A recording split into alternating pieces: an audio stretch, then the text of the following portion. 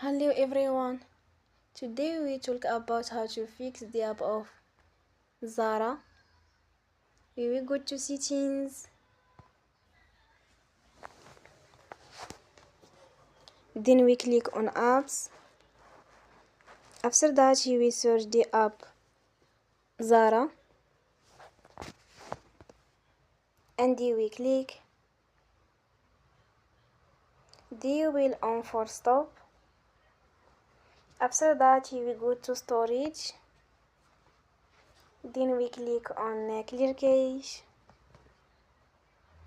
In the end, turn your phone and you will restart your phone again.